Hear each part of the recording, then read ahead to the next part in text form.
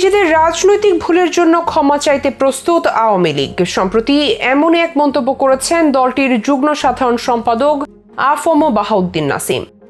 গেল ১৬ বছর ধরে বাংলাদেশের রাজনীতিতে একচ্ছত্র আধিপত্য বিস্তার করে যেভাবে ক্ষমতায় টিকেছিল বাংলাদেশের ঐতিহ্যবাহী দলটি, গেল জুলাই আন্দোলনের ভেতর দিয়ে ধসে পড়েছে ক্ষমতার গদি। কোটা সংস্কার আন্দোলনের বিরুদ্ধে পুলিশ ছাত্রলীগের মারমুখী আচরণে নিহত হয়েছে প্রায় হাজারের মতো মানুষ, যার ফলে গণ আন্দোলনের দাবির মুখে শেষ পর্যন্ত পদত্যাগ করতে বাধ্য হয়েছেন শেখ হাসিনা সরকার।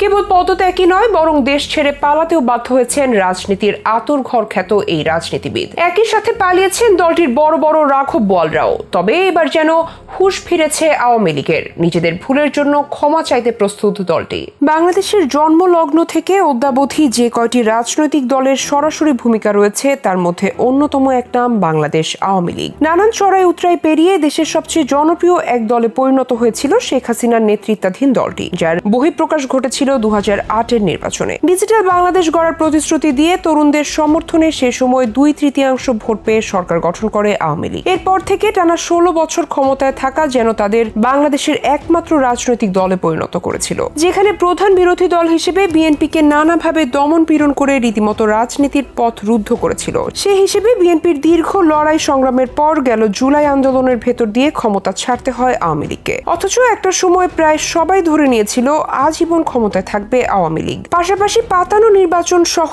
বিভিন্ন কূটকৌশল অবলম্বন করে ক্ষমতায় থাকার বন্দোবস্ত করে আসছে আওয়ামী লীগ। তবে আওয়ামী লীগ হয়তো ভাবেনি কোটা সংস্কার আন্দোলনের প্রেক্ষিতে ক্ষমতাটাই ছাড়তে হতে পারে তাদের। পাশাপাশি দুর্নীতির অভিযোগ তো আছেই। 16 বছরের শাসনামলের ভুলগুলোকে একত্রিত করলে রীতিমতো একটা পাহাড় সম দৃশ্যকল্প তৈরি হতে পারে। একই সাথে দেশের সামগ্রিক উন্নয়ন ঘটাতে গিয়ে অবকাঠামো খাতে নজিরবিহীন পরিবর্তন এসেছে আওয়ামী লীগের হাত ধরে। সবচেয়ে বড় চ্যালেঞ্জ, পদ্মা সেতুটাও নির্মিত হয়েছে তাদের আমলে। এছাড়া metro rail, Dhaka elevated expressway, গভীর সমুদ্র বন্দর, পারমাণবিক বিদ্যুৎ কেন্দ্র সহ দেশ জুড়ে যোগাযোগ ব্যবস্থায় আমূল পরিবর্তন ঘটিয়েছিল দলটি। তবে রাজনৈতিক কিছু ভুলের কারণে শেষ পর্যন্ত কোটা আন্দোলনের মাধ্যমে তৈরি হওয়া গণ অভ্যুত্থানে ক্ষমতা হারাতে হয় সবচেয়ে অভিজ্ঞ দলটিকে। সেসব ভুল নিয়ে এবার কথা বলেছেন আওয়ামী লীগের যুগ্ম সাধারণ সম্পাদক আ.ফ.ম. বাহাউদ্দিন নাসিম। বিশেষ করে নিজেদের ভুলের জন্য অনুশোচনা করতে এবং সঠিক বিচারে অপরাধ প্রমাণ হলে ক্ষমা চাইতেও আওয়ামী লীগের আপত্তি নেই বলে জানিয়েছেন তিনি। হাসিনা সরকারের পতনের পর এই প্রথম বিশেষ এক অডিও সাক্ষাৎকারে গণমাধ্যমে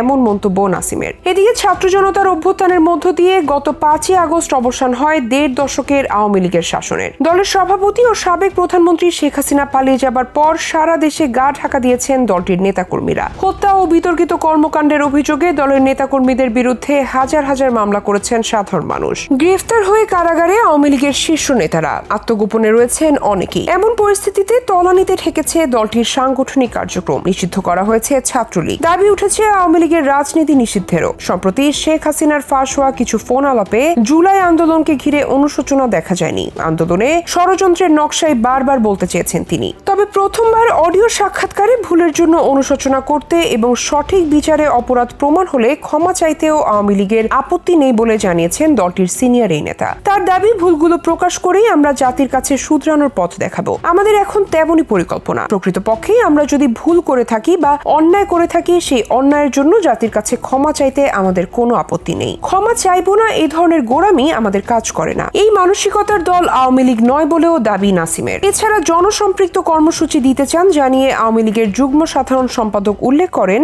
সাধারণ মানুষ, খেটে খাওয়া মানুষের জীবনে যে নাভিশ্বাস উঠেছে, এর থেকে রক্ষার জন্য আমরা অচিরেই কর্মসূচি দিব। গণতন্ত্রের স্বার্থে মানুষের এবং তরুণ প্রজন্মের ও আগামী প্রজন্মের প্রত্যাশা পূরণের যে চাহিদা, তা বাস্তবতার চাহিদার সাথে মিলিয়ে দলকে পরিচালনা করব। এদিকে রাজনীতি বিশ্লেষকরা মনে করছেন, ষড়যন্ত্র তত্ত্ব গ্রহণ করবে না জনগণ, বরং দলের অপরাধীদের বিচারের পাশাপাশি স্বচ্ছ রাজনীতির ধারায় ফেরার চেষ্টা করতে পারে আওয়ামী লীগ। এই প্রসঙ্গে রাজনৈতিক বিশ্লেষক সোহরাব হাসানের মতে, জুলাই আগস্টে হত্যার বিচারের বিষয়টি একদিকে থাকবে, আবার নাগরিক ও আওয়ামী লীগের সমর্থক হিসেবে তাদের মত প্রকাশের স্বাধীনতাও থাকা উচিত। যারা অপরাধ করেছে সেগুলোতে ন্যায় বিচার হতে হবে। শেখ হাসিনা 1981 সালে দলের ভার নিয়েছেন, তার আগেও দলটা চলেছে। তখন নতুন নেতৃত্ব ছিল। 43 বছর পর তো নতুন নেতৃত্ব আসতেই পারে। তবে জুলাই আন্দোলনের ধারায় নতুন রাষ্ট্র কাঠামো ও রাজনৈতিক বন্দোবস্তে তরুণদের আকাঙ্ক্ষার প্রতিফলন প্রাধান্য দেওয়ার কথা বলেছেন এই বিশ্লেষক। তাই প্রশ্ন উঠছে, যেভাবে ক্ষমা চাওয়ার কথা বলছেন নাসিম, তাতে কি জনগণের চিন্তার নতুন প্রতিফলন ঘটবে আওয়ামী লীগের প্রতি, নাকি আওয়ামী লীগের করা অপরাধের শাস্তি হিসেবে নিষিদ্ধের দাবি তুলবেন, সেটাই এখন দেখার বিষয়।